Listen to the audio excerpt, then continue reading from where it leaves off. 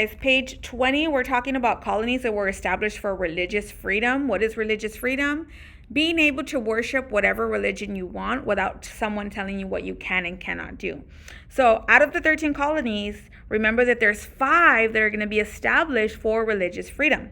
Let's go through each one and the people that are most important. Massachusetts, 1620, people come over. Who are the people? The Pilgrims come over on that Mayflower. William Bradford is the one that established Massachusetts Bay Colony. They're in Plymouth. And when they got there, they said that they would offer religious freedom, but they ended up being really strict and not having a lot of religious tolerance. What is religious tolerance? When you don't really tolerate other religions. So because of this, because Massachusetts is so strict and they don't really offer religious freedom, a couple of people are going to leave. The first person is going to be Roger Williams from Rhode Island. Rhode Island, the R in Rhode Island stands for Roger Williams. He leaves Massachusetts to start his own colony. But not only does he start Rhode Island, he also steps it up, and he also introduces the theory of separation of church and state, where we should separate our government and laws from our church and our beliefs. Another person that ends up leaving Massachusetts is going to be Thomas Hooker. He goes over and he forms Connecticut.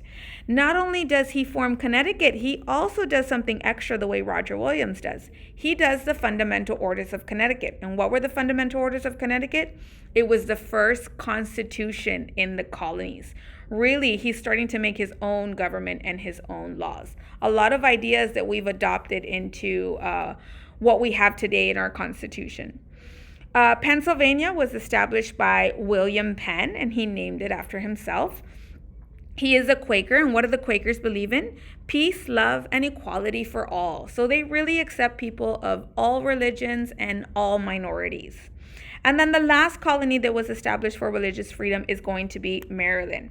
Remember, the Mary stands for the Virgin Mary, and only one religion prays to the Virgin Mary, and that's going to be the Catholics. So it was started by Calvin Calvert, also known as Lord Baltimore, and it was really a safe haven for Catholics to be able to practice their own religion because they were actually being persecuted in England.